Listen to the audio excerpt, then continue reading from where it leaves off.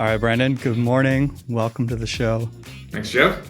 So I wanted to have a chat. We've had a lot of activity lately, particularly in the Bitcoin space and particularly in America with a bunch of legal action that has come down. Something that I have been following closely, but I'm not like a real hardcore keen user, has to do with Samourai wallet. I've been using Samourai wallet, let's say, for over a year now, but I haven't necessarily dug into all the more advanced features of it. And, one of the features of Samourai wallet is that it offers a mixing service. It offers some native coin join that they managed to do in there. And so this helps to enable people to have privacy. And, all things seemed well until the two founders of Samourai were arrested. And so I want to name them here, Keon Rodriguez and William Hill. So they've both been arrested and are in custody right now, one in Pennsylvania and I believe the other one in Portugal.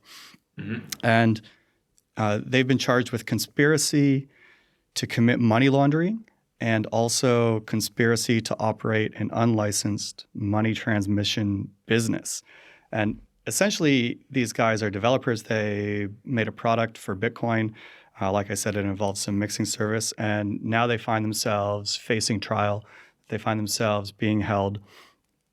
So maybe to start us off, you could give us a little primer on what you know about Samourai and how do you describe what a mixing service is and what that does? Sure. So Samourai wallet was specifically a privacy-focused wallet. It's been around for a little while now, and it offered actually a wide range of privacy tools. That was the focus of the wallet, and so they had things like CoinJoin, which is one of the things that was specifically named in the indictment that they were arrested for. Another one, Ricochet, is another tool that was named in the indictment, and there's a number of others as well.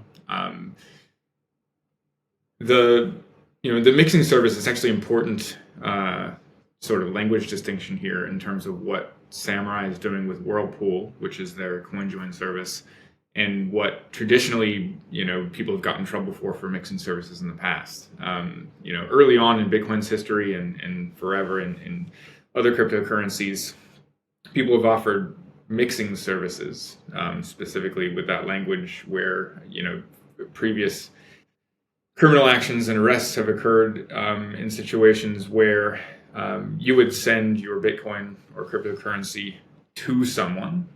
They would take custody of it and they would send you someone else's Bitcoin back. That's a traditional custodial mixing service. And, FinCEN, the sort of primary financial regulator for things like this in the U.S., had made a clear distinction for over a decade that kind of service was illegal, and specifically that services that don't take custody of customers' funds were in a different category. And Samourai... So just on that point about it being a service for this mixer you're talking about, when I send them my funds, it's out of my control.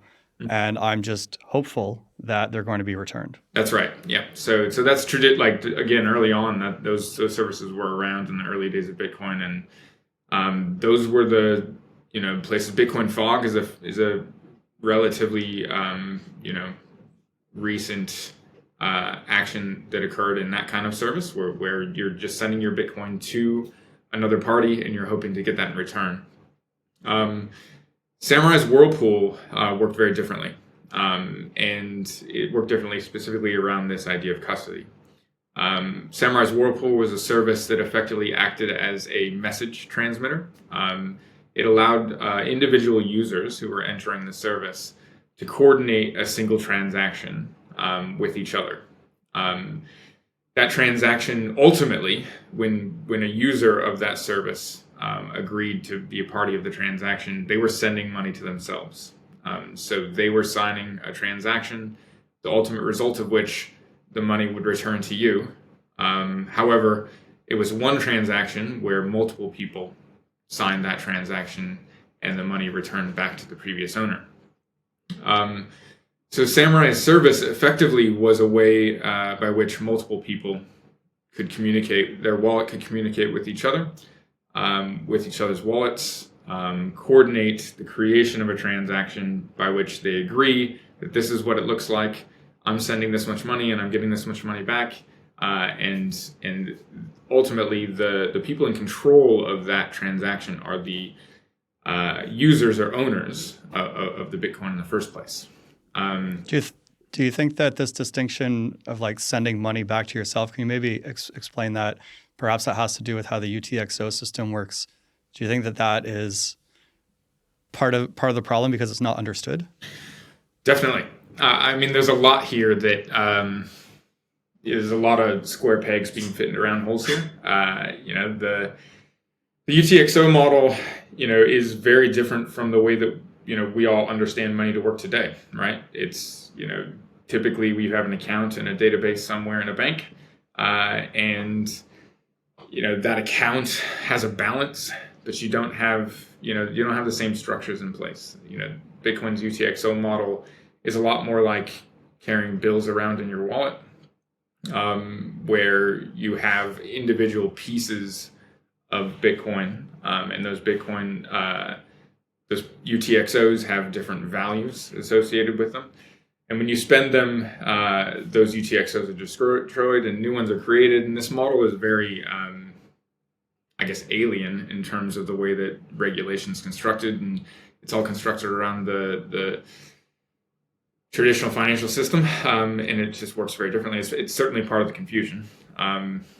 This square peg round hole thing, it comes up all the time in cryptocurrency, right? And not just this point about privacy. The point there about like coordination, right? It could, like in your eyes, could this still be seen as nefarious?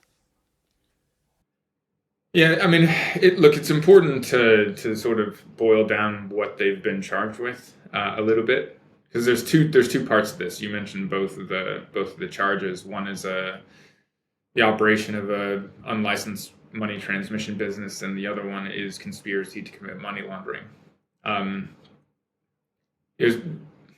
Privacy tools in general, in the history of privacy tools, certainly have the capability of being used for nefarious action. And no doubt there were people laundering money through Samourai's Whirlpool service. In the indictment itself, they named, $2 billion, I think, in explicit or illicit funds that were crossing the platform. And that amounts to, say, I think it was 3.5% of the total volume of Samourai's Whirlpool. Yep. Certainly there were bad actors using the platform. The question is whether or not, in the case of the conspiracy to commit money laundering, whether they, were a party to that money laundering or not.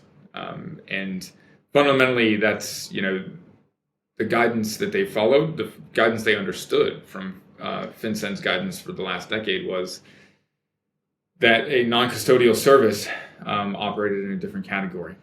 They thought that they were in a position, having not actually controlled any of the money in the first place, that they were in a position that they wouldn't be held liable for criminal action on their platform.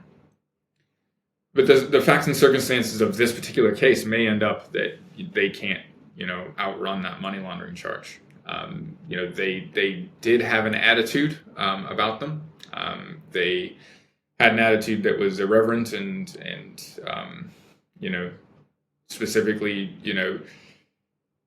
they weren't necessarily, outwardly inviting money laundering and celebrating it, but they were controversial, and their attitudes probably didn't help them in this regard.